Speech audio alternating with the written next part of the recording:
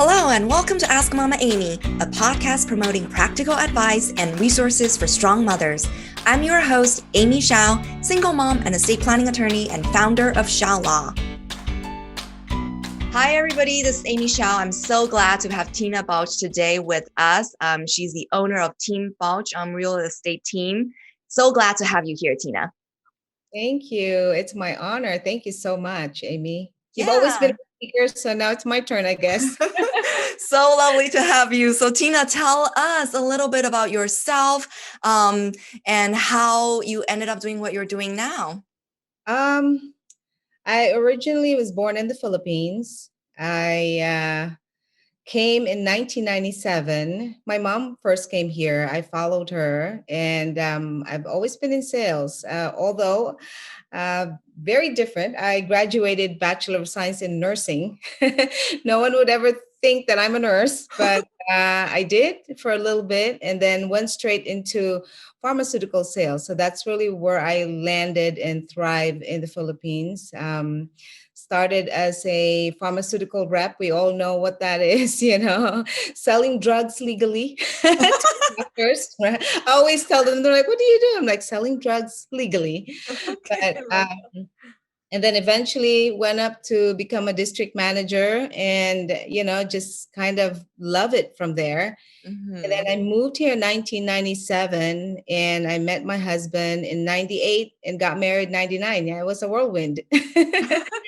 I love it. As I was reading your profile, I was so amazed and impressed. Like you became the youngest district manager at the age of 23.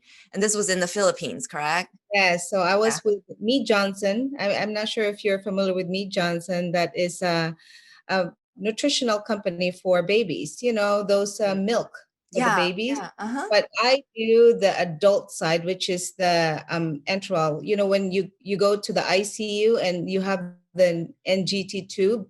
So this is where I use my nursing background, right? Because I need to know all of that, right?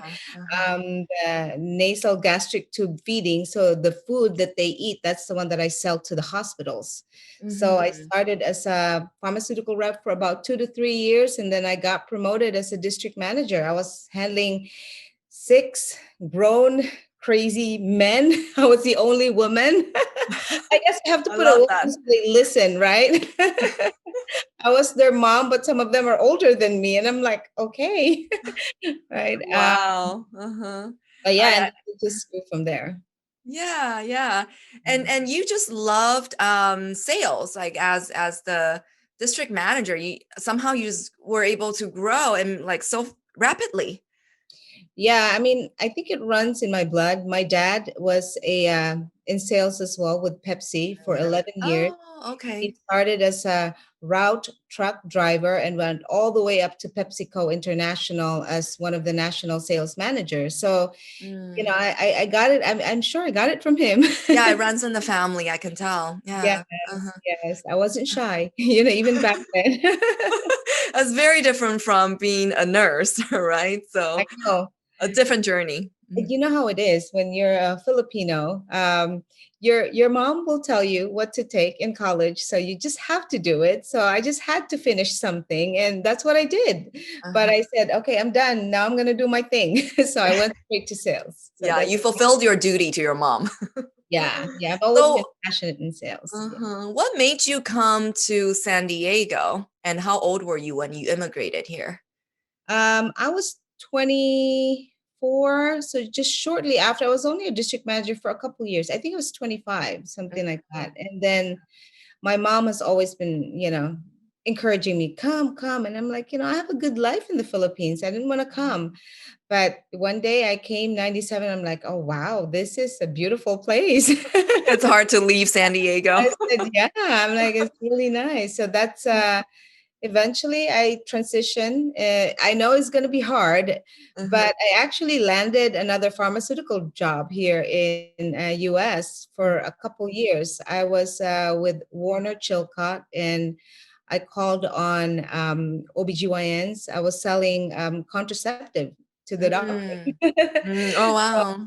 Yeah, I did that for a couple years. And then when I got married, I had my daughter, and I said, okay, I cannot be traveling anymore. And that's how I found real estate.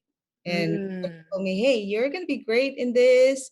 Just take the license and, and go from there. And lo and behold, that was the best decision I've ever done in my life. Wow, wow. Were your parents here when you immigrated here?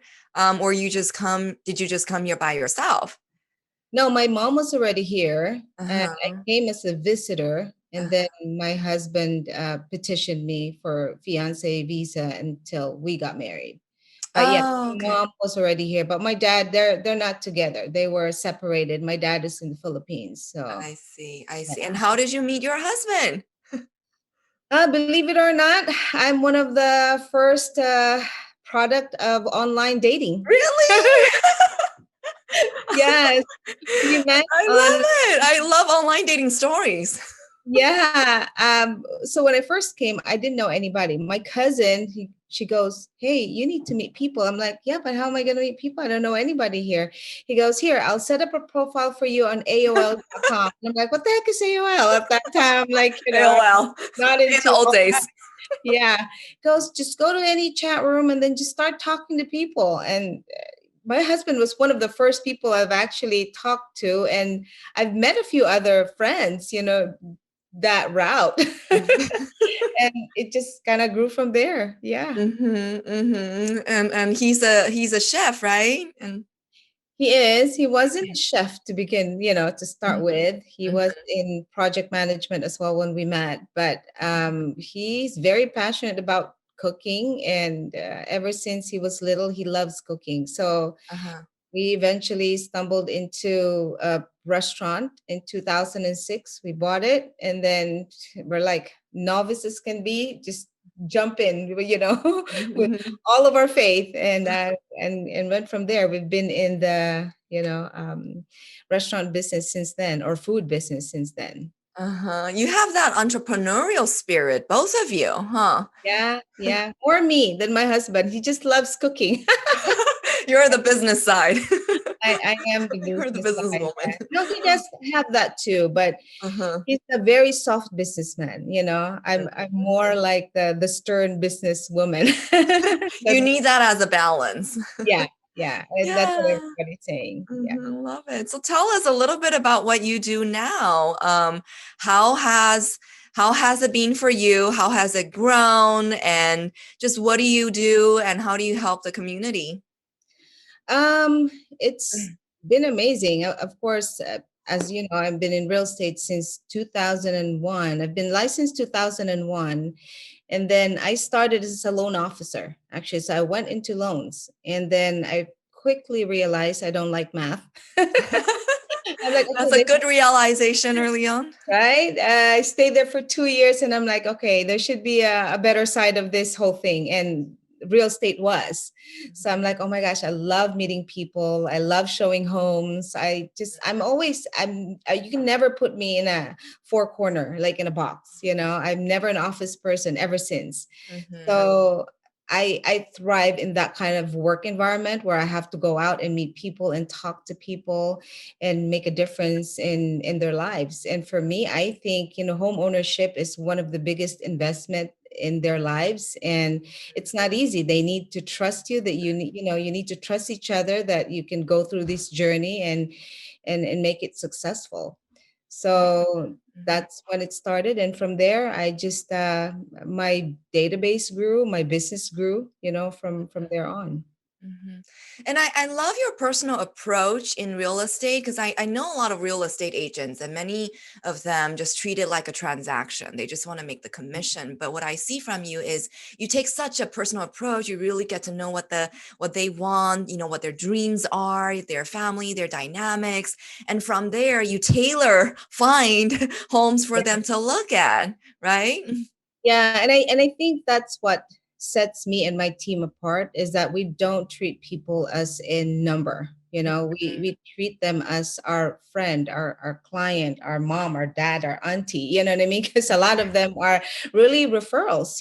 And we set them down. And I don't like to be cliche, but I don't like canned scripted kind of transaction. I really want to see and listen, like, what do they really need? And because some people would just do what they think they need, but not what they actually need, right? Mhm. So that's when, oh my gosh, so many stories, so many instances. But I've rolled up my sleeves from an absentee owner that I have to fix a house from ground up to, till we sell it, and they're Mhm. never here. And that's how much trust that they give, like an owner that's never here. It's an investment property, and they would hand over to me, and it's up to you now, Tina. I trust you in every step and decision that you'll ever make. I know you have my best interest. So that Mhm. really, to me, is, I always tell them, I have your best interest, as if it's my own house, if it's I'm gonna as if I'm gonna buy that, or as if I'm going to sell it. That's how I look at it, because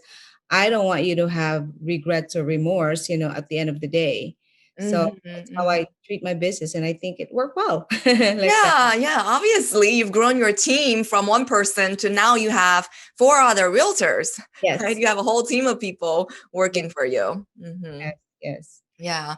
And I'm sure you have to sometimes console the buyers who have unrealistic expectations between their budget and the home they're looking Oh for, yeah, huh? yeah, of Yeah. course. It's all part of the conversation, Yeah. and I think being in the business for a while now, I'm more experienced, of course, and realistic, and I'm more bold in my approach to them. It's like it either it works or not. Let's be realistic, right? So, Mhm. and I think a lot of the clients appreciate that, because it's not like, again, I'm not after the transaction. If it doesn't work, it doesn't work.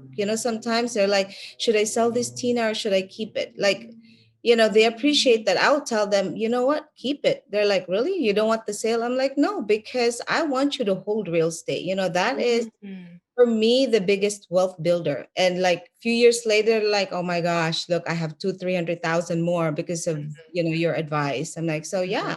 And they'll refer me more people. I'm like, yeah, I'd be more than happy to help those other people rather than you telling you to sell that. Right. So, I mean, Mhm. one of those instances. Yeah. Wow, wow, that says a lot about your philosophy. Like you actually telling them not to sell because you're Yeah. really looking at the long term. Hmm. Yeah, yeah, definitely. Oh, I'm a big believer of holding real estate if they can. And I think Uh-huh. that's where my strength is too, is because I have a loan background, is I can help them strategize, Hmm.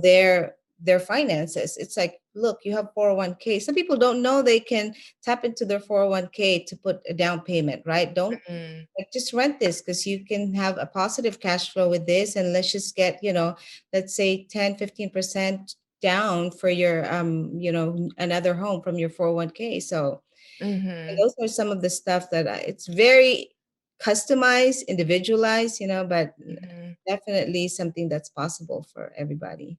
Yeah, and I bet, like, I mean, during the whole COVID season, the real estate market has gone crazy, and so it's such a seller's market now. So what sort of suggestions or advice do you have for the people who are wanting to buy right now or sell?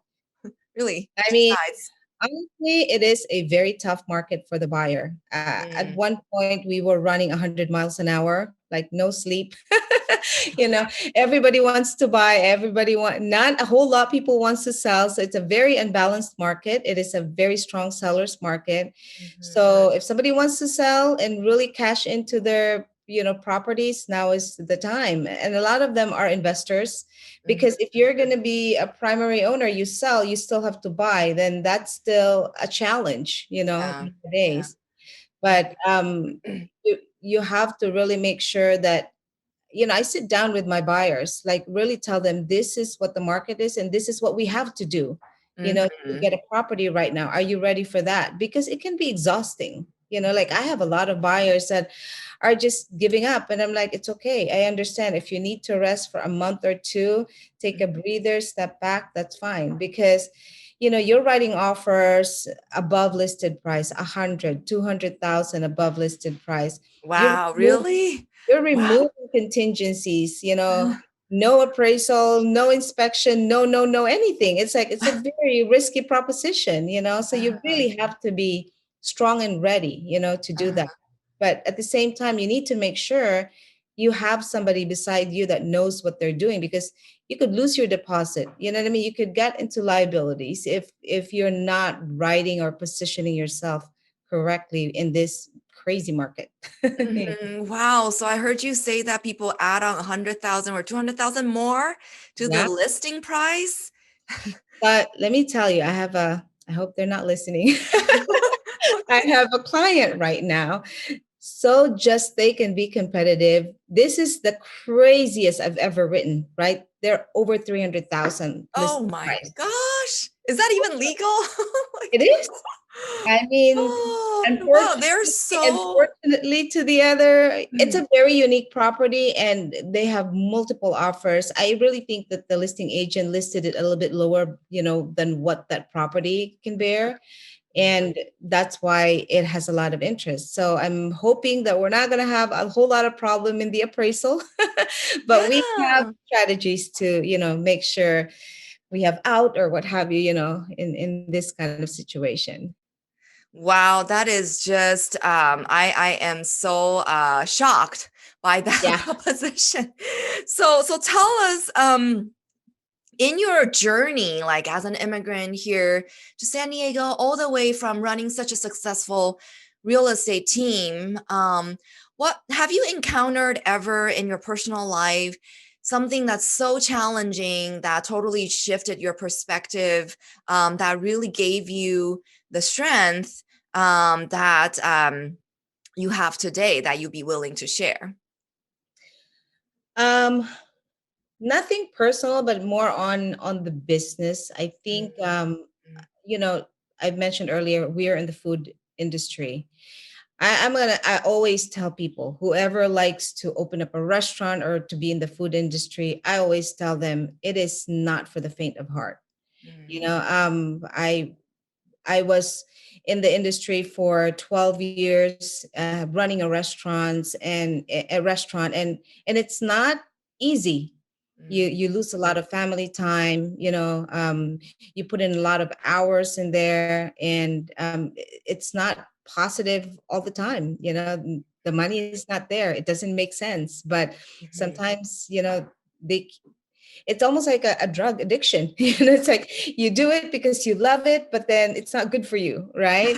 um, One thing I learned is that, when you open up a restaurant, it's number one, you need to know the statistics that 60% of, restaurants fail on the first year. So do you mhm, have an exit strategy if that happens to you, right? mhm, um, for me, number two is passion is not enough. mhm, Like people think, oh, I can cook, I can open a restaurant, right? or and just do it. I always tell them, no, do a lot of research. uh-huh, Make sure you have the right skills to manage a business, because this is a business first before like a food, right? mhm, mhm. um, Everything from the accounting to the management of people, to the operational. I mean, you got to have all that skills. Otherwise, uh, it's easy to fail, right? Yeah, And because in the end of the day, if the business is not making a profit, then what's there to sustain the business? exactly, Mhm, yeah. mhm, And one thing that I always tell people too is, if I've had failed partnership, and this is one of it. And unfortunately, they were good friends, but it didn't work out, right? So you have to look at it on the business standpoint. I have partners right now that are amazing, and they're my great friends too. And it worked out because I will tell you a little bit why. Compared to this one, is because number one, our partners were novice as well.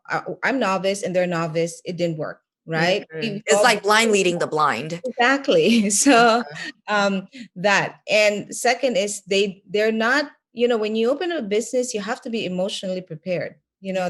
They weren't emotional. We were. I'm strong. You can put anything on me. I'm fine, right?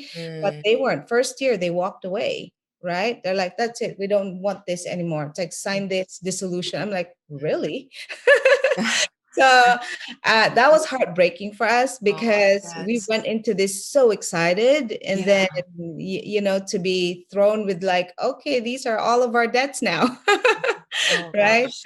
Yeah. So Mhm, you have to have all of that, and yeah. So it's very important that not only a trusted partner, but something that partner can really contribute a value to your business. mhm, mhm. So what would you say is the distinguishing factor of your partners now that makes them strong or your team strong? That's what I learned Mhm, from that partnership mhm, is mhm, I have a corporation, mhm, for my mhm, investment of properties now. mhm. I separate that from I have personal properties as well, but I also have an investment property. Number one is I want to minimize risk. So when I partner up, I minimize my risk, right? I didn't put all of the 20% down. It's like I have two other partners, so it's like one third, right, of the risk. Number two is they're very skilled.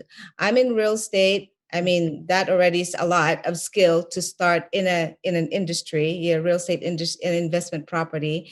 The other partner is in loans. She's a lender for almost 20 years, and the other one is in title. Mhm. So we have all of the skills to really make this successful. And we've been in the business for so long. Experience is important. Because when we first, like I said, we were novice. We didn't have any experience at all getting into it. We were just excited and have money.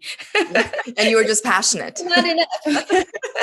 Money and passion, that's it. Yeah, sometimes skills is better than money. You know what I mean? Yeah. It'll take you a long way. Yeah, because you could find money, but skills is hard to find. Uh-huh, Yeah. uh-huh. And the mental strength to be able to go through the roller coaster of a growth of a business, right? The ups Yeah. and downs of a business. Mhm. Yes, definitely. And like I said earlier, you have to treat this as a business. Just because you're friends, you got to make sure you have the proper documentation, your corporation. Like I appreciate you put together that, writing that we have for business, for partnership, that kind of stuff. Because I really tell them, hey, it's easy not to do that because, oh, it's okay, we're friends. You know what I mean? Yeah, But yeah, no, I mean, yeah. when things hit the wall, that's when you'll be able to really find out if this partnership is strong. And that paperwork is really going to do a lot for all of you.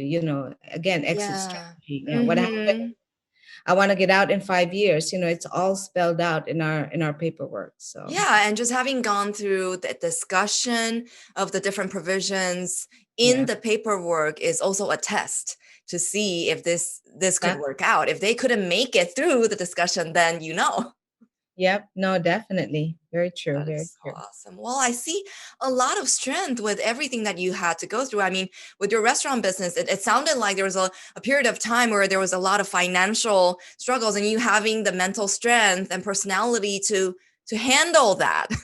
So where did you get all that strength from?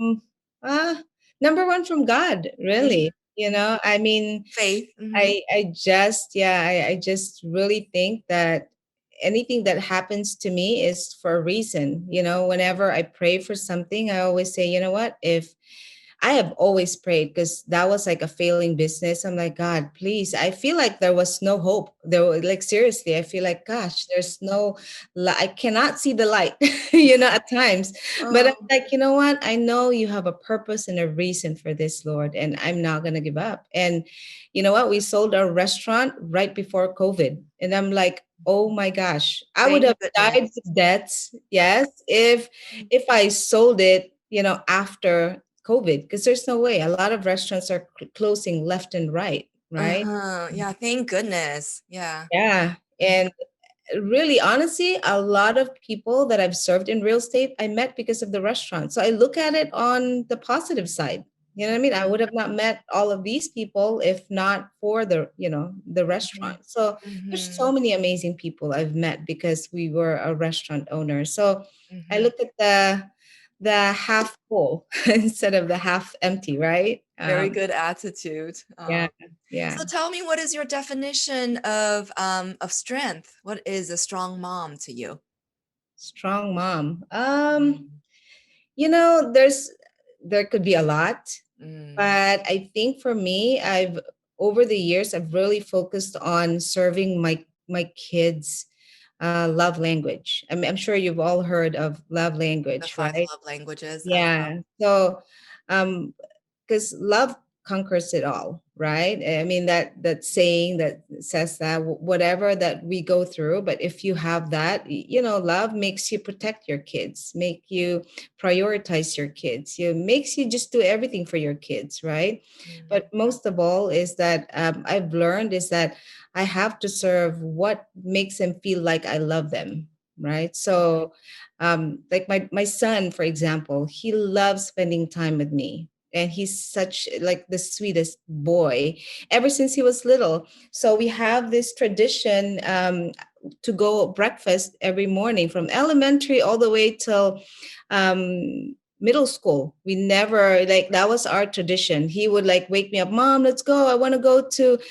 today we're going to be in Jack in the Box or TD Deli or Starbucks, or Bruegel, bagel. So we have that together, and even until now, it's like he always remembers that. Like this morning, it's funny because he's like, mom, it's been a while since we've visited TD Deli. It's a small deli in Scripps Ranch, but he loves the sandwiches there, right? It's like one of our favorite place. But Yeah.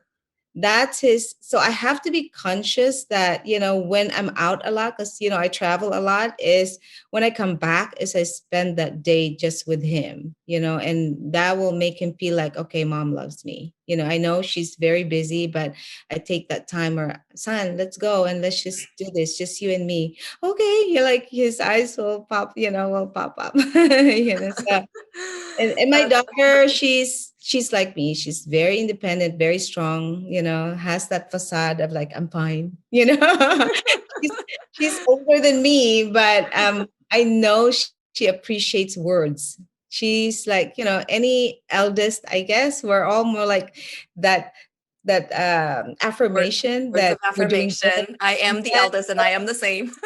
Yes. So, whenever she does something, I'm like, okay, I have to tell her. I'm like, Ate is big sister. And I'm like, thank you so much. You did an amazing job, on that one. Or thank you for taking care of Titus. Because now she drives Titus around, So yeah. So just, I think for me is that, that shows strength in a mom, if you can just take care of your kids' love language, because they will remember that for the rest of their lives. I really like that. I'm gonna adopt that for my own son. Yes. Oh my Uh-huh. gosh. I love, love, love it. Yeah. Uh-huh. Well, to wrap up the podcast, can you share with our local community just some encouraging words and how to stay strong in this economy, in this environment, and then also how you can be of resource to them?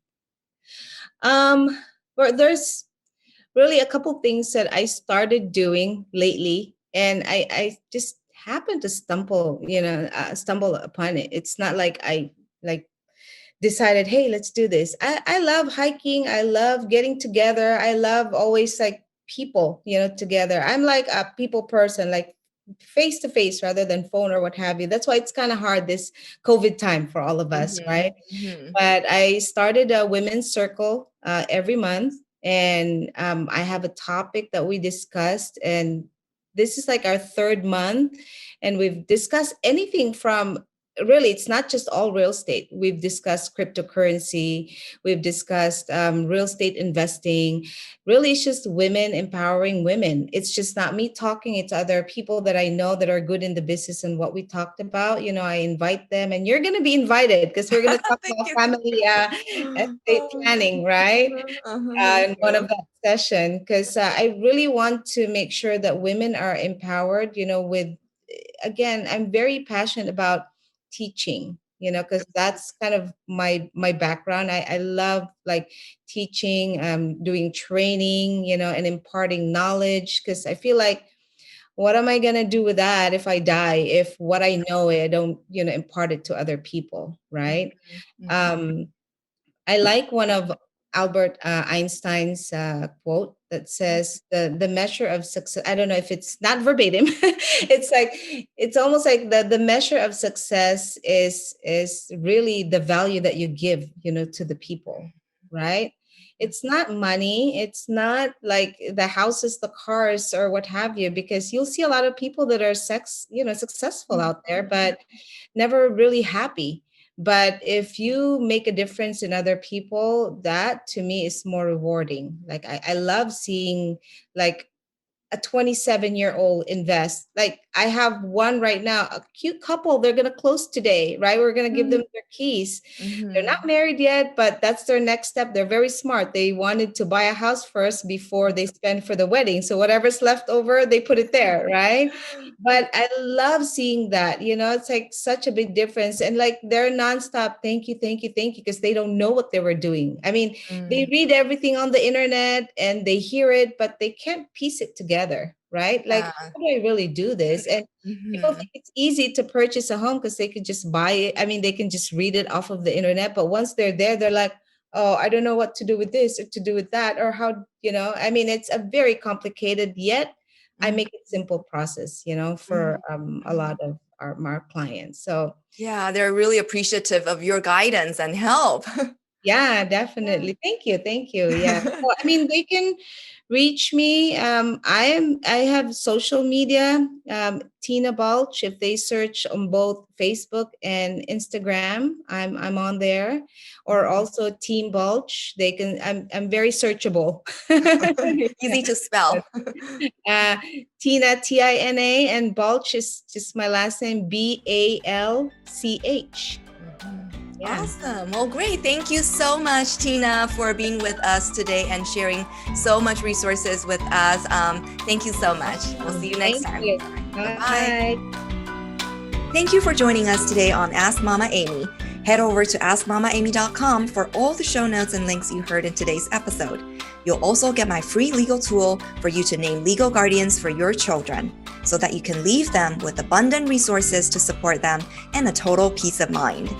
If you liked today's episode, please subscribe and leave a review to tell us why. See you next time, mamas!